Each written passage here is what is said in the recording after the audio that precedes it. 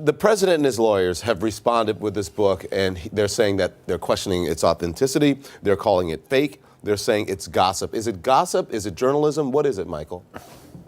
It's what I saw and what I heard in front of my face, in my ears. What is that? I mean, you know, my goal in this book, when I was thinking about what the effect should be, you know, I sat on this couch in the West Wing, sort of part of the furniture, and I thought, if I do this right, the reader will feel like they're sitting on the couch here, hearing, seeing the entire circus go by. So how often did you sit on that couch? How many times? From what month to what month? From shortly after the inauguration, pretty much through to when Steve Bannon was left, which was in late August. So you lost your access when Steve Bannon left. Was he the person who gave you access? No, I would have, and I was back after that. But that was a point at which I saw, this was originally set up. The original idea was I would do the first 100 days. Right. And then the first 100 days it just didn't stop. And so Steve leaving gave me a kind of end.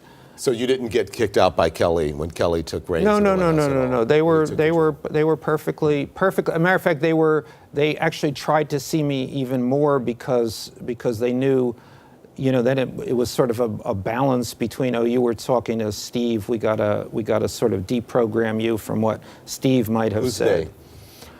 Other people, let me just, without saying who I spoke to, the other senior people in the White House. Yeah. So who did you speak to at the White House? Because how many people did you talk to at the White House besides Steve Bannon and Katie Walsh? You said 200 yes. people. Yes. 200 interviews. 200 interviews. So inside, outside, people from Trump's past. I mean, as many people as I thought would have relevant information, I was certainly trying to see. And in terms of in the White House, a deep bench of the people closest to the president. Including top advisors and top people in the White House? Absolutely. Okay, and the president, because you said you interviewed the president for 3 hours. He said that is untrue. The White House says that the last time you spoke to the president was in February, and the conversation wasn't an interview at all, and you were I don't know what. Listen, about the book. I don't know what he thinks of is an interview or not. The conversation I had with him in February was perfectly on the record, or that is to say, he didn't put it off the record. In successive things, when I would see him in the White House, we spoke in a friendly way. Important point here, and this is the point. They're trying, of course. They first try to put this as this is about Steve Bannon, when it's not. It's a book about the President of the United States. And then they started to try to put this, I didn't see the President, and I only saw the President for this 3 hours. And they're saying that it was in February, the conversation wasn't an interview. You were telling the President about the book. So how many times did you speak to the President as President? Okay. You don't tell the president anything because he motor mouths. He just keeps talking at you. So this is not a question of me telling him. It's a question I got this enormous information feed at that moment from the president, as you always do.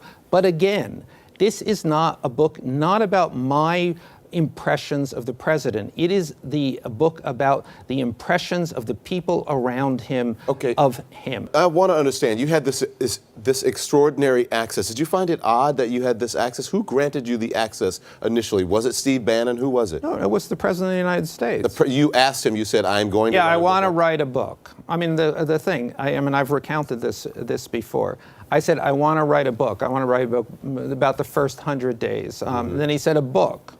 Or I said I want to come in and I want to observe, and then he thought I was asking for a job. Yeah. And then I said no, I want to write a book, and he said a book. Yeah. And then he said, do you know Ed Klein, another writer who he knows, who wrote an anti-Hillary book? Then he said I would like him to write a book about me, and I said but I said oh okay. was like, okay. So then I went and told everybody, the president says it's okay. And so you had access. You went and told everybody who? At the White House in the West Wing? Yes, I would call up or write an email and say the president has this, and he did. Everybody, this was not a secret. Everybody was told to speak to me. And in the book, you say that Bannon told people to cooperate. Bannon told people to cooperate. Sean Spicer told people to cooperate. Kellyanne Conway told people to cooperate. So then why are they saying it's fake? Hope Hicks, because they're liars. What are you talking about? This is Donald Trump. This is what he does. A day after day after day after day, incident after incident after incident, he doesn't tell the truth because he doesn't know what the truth is, because he doesn't care what the truth is, because his reality is different from everybody else's reality. So then what are you saying then? Because you write in the book, I think you say, you talk about the horror of forgetfulness. You say the President Trump's neurosis is, quote, horror of forgetfulness or senility. I want you to explain that, especially in the context of what you're writing about the president in this book, about him not recognizing friends, a succession of friends, you said, who came to Mar-a-Lago. What are you saying about the president? I am just reporting the facts on the ground. So I am saying, I'm not a doctor, but obviously you don't have to be a doctor to find it notable and alarming that, as everyone on his staff does, that he repeats and repeats and repeats the same thing in the same conversation. I mean, everybody has to stand there and look like this is not a crisis. You're saying everyone, or are you using that as the understood everyone, or do you mean everyone, including his daughter, his son-in-law? 100%. Everyone. Yeah. You can't. Even his family members. Yes, you cannot. Even Kelly. This. Yes, his family members tonight. Yes, you cannot miss this. So you think that he is suffering something? He is losing his cognitive abilities. We can all draw. You just draw this conclusion. I'm just describing the facts as they are, repetition after repetition. People, and everybody discusses the nature of this, how this has, in the beginning it used to be 25, the same three things in 25 or 30 minutes. And then it became the same three things in 15 minutes and the same three things in 10 minutes. It's notable. In the end, in September, they canceled a 60-minute interview because they felt he couldn't do it. They instead did a Hannity interview because Hannity would give them the questions. I know Hannity denies this, of course, but this was an open secret in the White House. We got the questions. So what is, as far as the country, the American people, this is the leader of the free world. What do you say to that? Are you saying that all of the people who are in the White House are somehow in cahoots and hiding? I would say something. Making excuses for someone who is not. They are certainly making excuses, but the people in the White House, and these are largely good people, professional people, people who are doing their jobs, people who are thinking about their own careers as well as the good of the country. These are people who think, okay, this is the situation. It's now up to us. It's our responsibility to temper this guy, to protect the country from this guy. All right, if you're saying, this is your quote, you say senility in that, possibly dementia. I think that it's mentioned somehow. No. This is not what I said. I said that that's the kind of thing, he's afraid of that. When someone didn't want to, actually when Steve Bannon wanted to sort of interfere with his relationship with Murdoch, he had Roger Ailes call the president and say Murdoch was losing it. So when you bring up senility and dementia to the president, that's a hot button issue. He doesn't want to know about that. But why do you think he doesn't want to know about it? Well, I understand his father had. Do you think that he thinks that he's suffering from that? Again, draw the conclusion. I don't know if he thinks that. It is to everybody who speaks to him. If you spoke to the president, if you interviewed the president, you would call me up and say, "Oh my God." Did you, when you interviewed him, were you thinking, "Oh my God"? I certainly was. Why? Because it's completely alarming. The guy can't go put one coherent sentence after another. He's off. He can't stay on subject. Do you think he can't stay on point? And then you come back to the same off-point thing he said 5 minutes ago. He's now saying again. Do you think that this sort of truncated schedule that has been reported that the president has something to do with that he starts late and ends early? Well, I certainly wouldn't be surprised, but I also know when he went into the White House and people said, outlined the schedule that it would have to be, he said, what is this? How many meetings are you going to put in a day? I had I'm used to, 1 or 2 meetings. So you say that the 25th Amendment is brought up all the time in the White House. How exactly? It's sort of a curious measure, and half. I don't know if it's half a joke but it's like one of the things they say. Well, that was weird, but it's not 25th Amendment weird yet. How many times would you say you heard that? 20. 20 times? Yeah. By top level people? Yeah, I don't know In what context? And people talk, all of them talk about how alarming the president in his actions and his conversation is. So therefore, it's a measure. How alarming is it? Is it just Donald Trump being Donald Trump? And sometimes they would say that. It's Donald Trump. But sometimes they would say, okay, it's bad. Is it 25th Amendment bad? So I want to ask you about this, because do you remember when Ronald Reagan, towards the end, and when Nancy Reagan was finishing his sentences?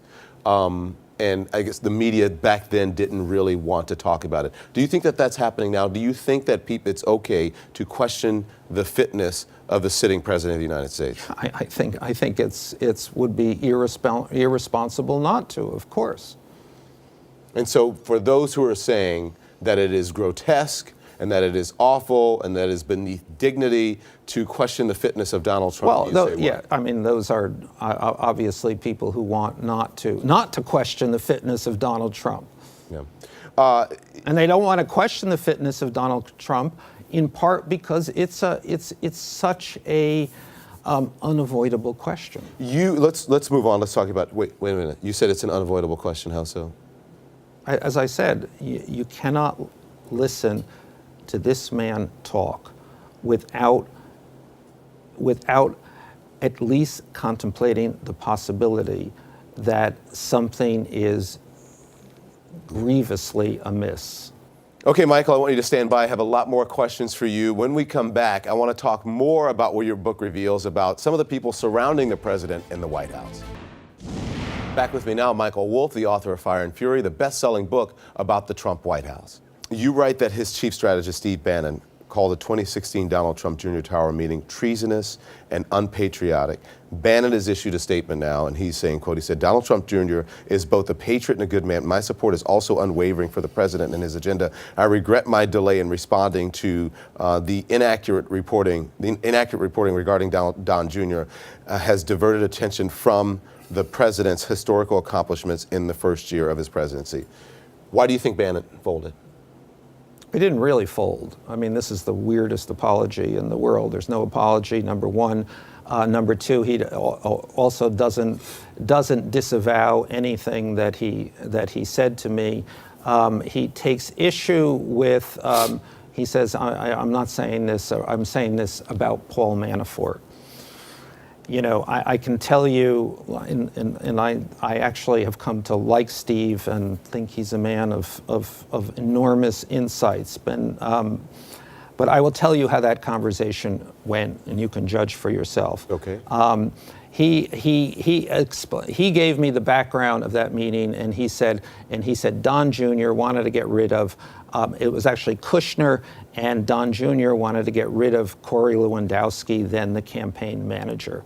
And Bannon said in order to do this, he had to, Don Jr. had to prove he had the chops to his father. He had to bring his father something.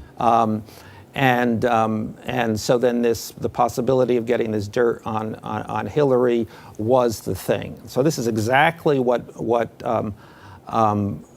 Steve Bannon said to me. So from that, I concluded that Don possibly Jr. 's I all in. concluded wrong. But what was your conclusion? But my conclusion was this is what he was saying principally about Don Jr., not about Paul Manafort, although Paul Manafort was in the meeting, and I'm sure that that Steve thought not only Don Jr., but Paul Manafort and Jared Kushner were knuckleheads, treasonous or otherwise. So you think they were all in?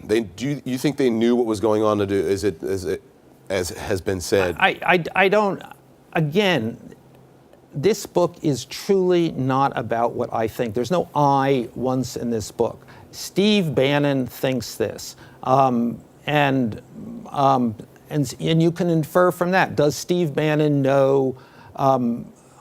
Does he know what happened?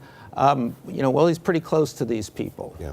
I want to play what this is what top White House aide. This is Stephen Miller. He spoke to Jake Tapper. Here's what he said about Bannon. It's tragic and unfortunate that Steve would make these grotesque comments so out of touch with reality and obviously so vindictive. And the whole White House staff is deeply disappointed in his comments, which were grotesque.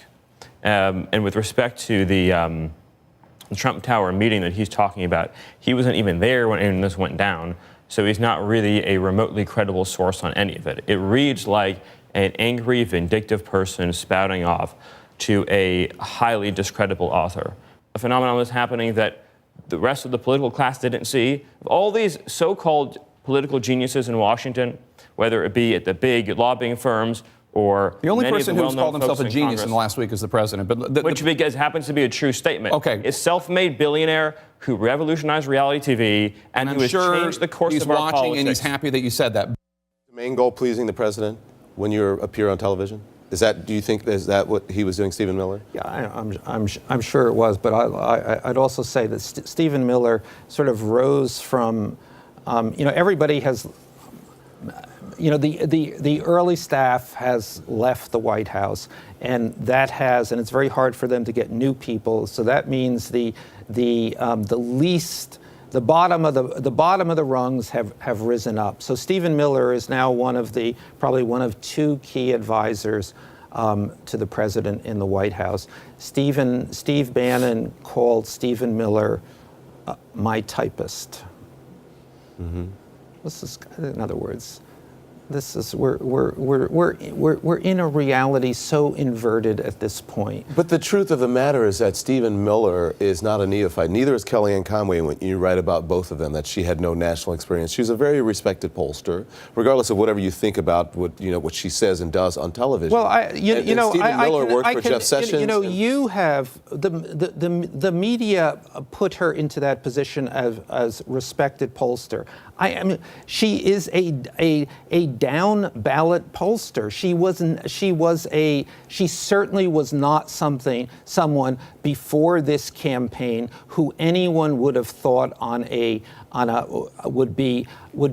could work on a presidential level. Mm-hmm. Stephen Miller is literally a junior congressional staffer who has rocketed to the top. You said he could barely put sentences together on paper. It was bullet points when he had to write the executive order concerning immigration, the travel ban. A very curious thing that he became the central speechwriter in this administration, which really had no speechwriters, which, if you've heard Donald Trump talk, is obviously the case. You have come on my show before, and here's how I remember you talking about President Trump. Watch this. First thing, I don't actually think he's thin-skinned at all. I think he's incredibly strategic. I think he he is doing now exactly the things that proved to be so successful during this campaign. He sets up us, literally the media. Who does he run most against? He runs against the media.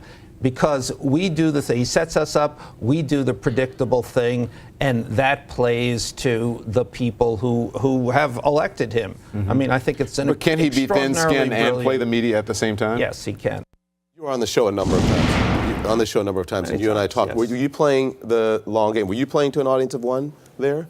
Not in the least. That was actually what I thought when I went into this, and that's a kind of a central point. I went into this White House almost predisposed to them to finding out that this could work. I was open. I was willing. Yeah.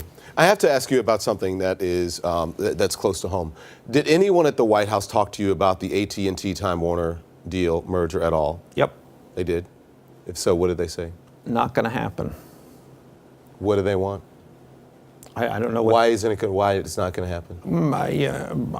I think for probably all of the obvious reasons. The president, Trump, during the campaign said it was not going to happen. Obviously, and I would assume that his antipathy to this network figured in this. Because of CNN. Yes, but everybody, not going to happen. Because I would, my other job is I'm a media reporter, so I thought I better do my day job occasionally, and I would say, what about this? No, never. They have said that they didn't discuss it. It has not been discussed. Who's it? They? The White House is saying it's not been discussed, leaving it to the Justice Department. Well, it may be the individual opinions of everyone I spoke to. Yeah. Do you think this is going to happen? Not a chance. Yeah. Is there anything else that you would like to say, especially when it concerns the people of the United States, what's happening at the White House, the message that's coming out of the White House, and what is being portrayed in the media about this administration? Yeah,